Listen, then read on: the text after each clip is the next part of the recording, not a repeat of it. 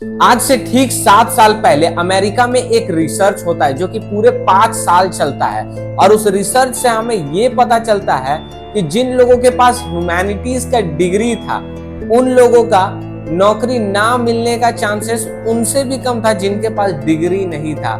तो सोच लीजिए गाइस कि ह्यूमैनिटीज का डिग्री होना भी मतलब उन लोगों के लिए एक अभिशाप से कम नहीं था।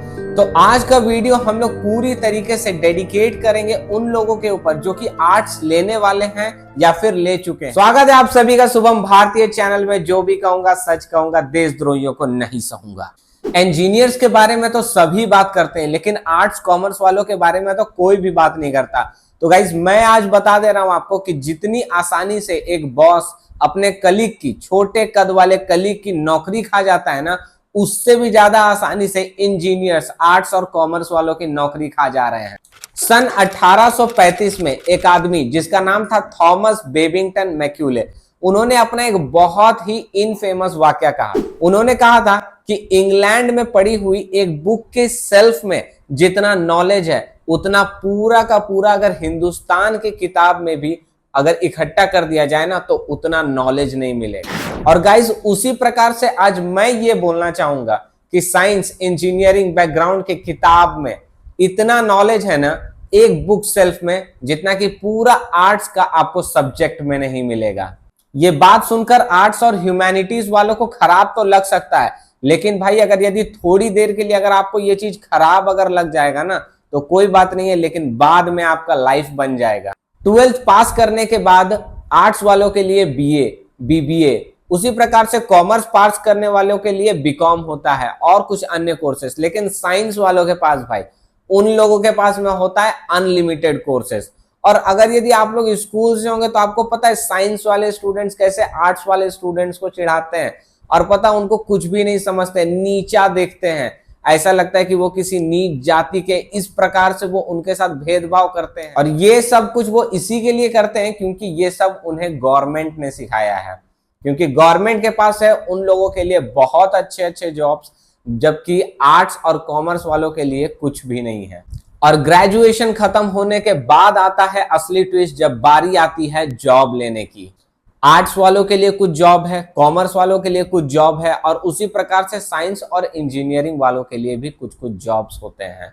लेकिन यहाँ पे सबसे बड़ा चीज जो है वो ये है कि जहां पे आर्ट्स वालों के लिए जॉब है ना, वहां पे ये चारों स्ट्रीम के लोग आपको मिल जाएंगे, सभी अप्लाई कर देंगे। लेकिन वही जहां पे इंजीनियर्स लोगों के लिए जॉब अवेलेबल होता है, क्या वहां पे आर्ट्स वाले अप्लाई कर पाएंगे? क्या वहां पे कॉमर्स वाले अप्लाई कर पाएंगे?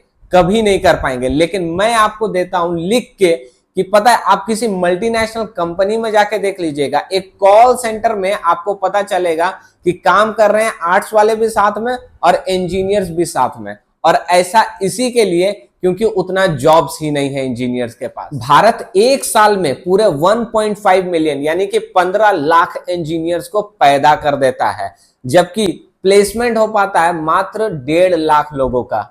तो इससे हमें यह पता चलता है कि हर साल 13.5 लाख इंजीनियर्स जो हैं वो बेगारी बन जा रहे हैं, बेरोजगार हो जा रहे हैं, उनके पास पे कोई रोजगार नहीं बन रहा है। और वो लोग भी ऐसा है कि भाई बस उन लोग कोर्स कर लिए, कोर्स करना तक ही उनका काम था, उसके बाद जॉब कैसे लेना है वो उनको नहीं पता होता है।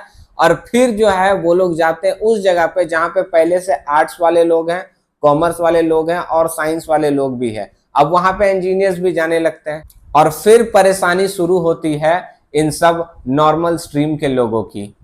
इंजीनियर्स भी बेचारे क्या करेंगे, इतना पैसा खर्चा करने के बाद उन्होंने इंजीनियरिंग किया और उसके बाद अगर यदि कॉलेज उन्हें प्लेसमेंट नहीं दे पाती है तो वो बेचारे भी फ्रस्ट्रेटेड हो करके किसी भी जॉब करने के लिए तैयार हो जाते हैं। जहां पे आर्ट्स कर रहे हैं, साइंस वाले कर रहे हैं, कॉमर्स वाले कर रहे हैं, वहां पर भी वो लोग घुस जाते हैं ये सोच करके कि भाई कोई सा भी एक्सपीरियंस लेटर मिल जाए, 1-2 साल का एक्सपीरियंस लेटर ले लेंगे और उसके बाद हम सीधा किसी ऐसी कंपनी में चल जाएंगे जहां पे मुझे एक इंजीनियर का पोस्ट मिले।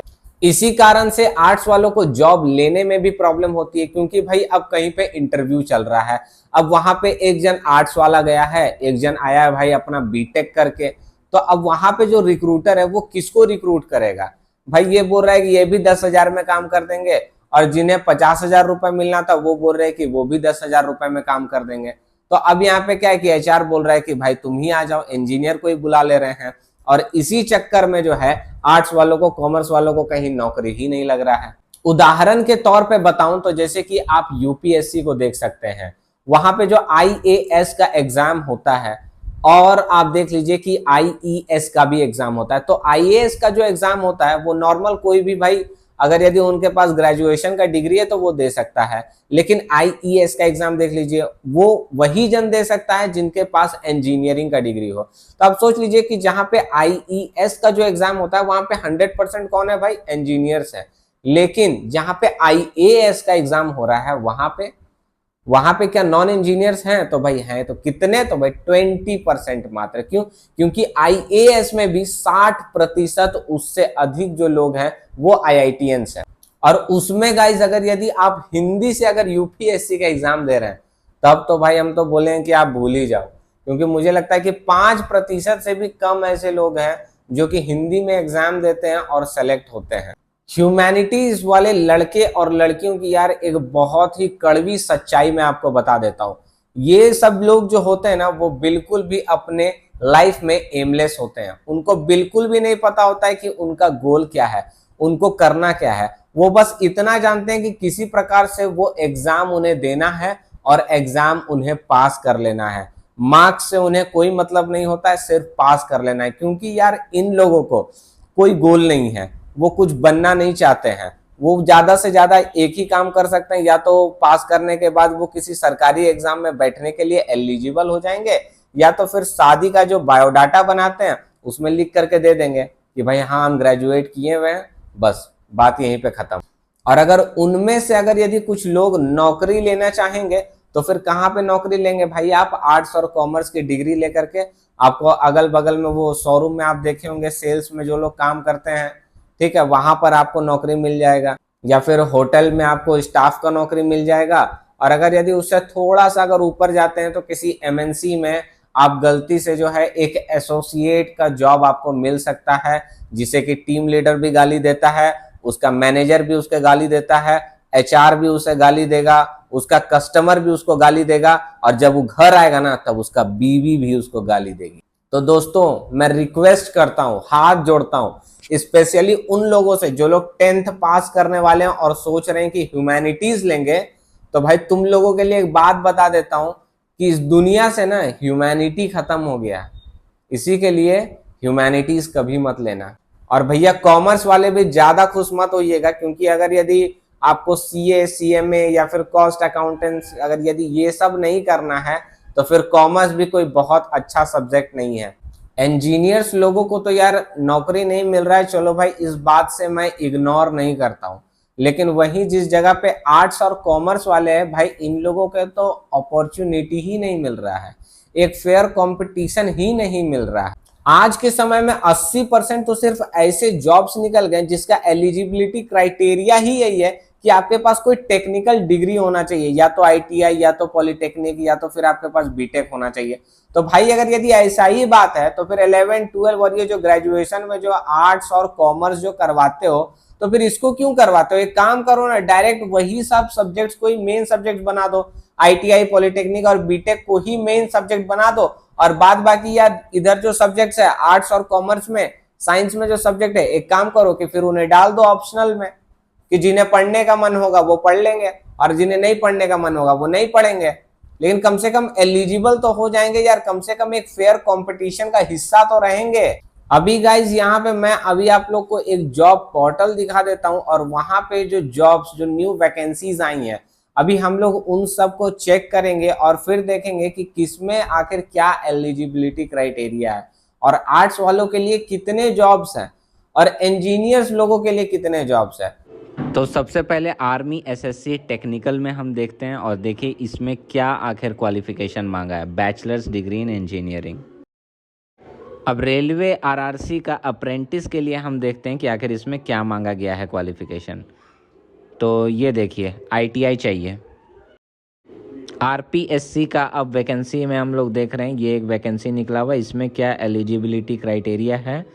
तो ये देखिए डिप्लोमा चाहिए माइनिंग में, अब हम सेल का रिक्रूटमेंट में देखेंगे, जो कि एक महारत्न कंपनी है, तो इसमें भी जो है बीटेक चाहिए। तो गाइस जैसा कि हम लोगों ने देखा, तो अब इसका सॉल्यूशन क्या है? तो इसका एक ही सॉल्यूशन है कि ज्यादा से ज्यादा अवेयरनेस हम लोगों को फैलाना है ताकि लोग समझें और आर्ट्स जो है ये कम से कम ऑप्ट करें। एटलीस्ट तब तक तो ना ऑप्ट करें जब तक कि उन्हें किसी एक सब्जेक्ट में स्पेशलाइजेशन करना हो। अब यदि आपने पहले से ठान लिया है कि आपको हिस्ट्री में, आपको पीएचडी करके आपको हिस्ट्री का प्रोफेसर बनना है, तब नो डाउट कि आप बिल्कुल भी जा सकते हैं, वो आपके लिए बिल्कुल भी सेफ रहेगा। लेकिन यार जिन्होंने अपना करियर डिसाइड नहीं किया है, उन लोगों के लिए मैं बोलना चाहूंगा कि प्लीज यार तुम लोग जो है ये आर्ट्स और कॉमर्स ये सब लेने का मत सोचना। साइंस लोगे तो कहीं ना कहीं तुम लात खा करके कहीं ना कहीं जॉब मिल ही जाएगा, लेकिन आर्ट्स और अगर कॉमर्स लिए ना तो जिंदगी अपना नर्क बना लोगे भाई। एक एग्जाम्पल मैं हूं, देख लो यार मेरे को।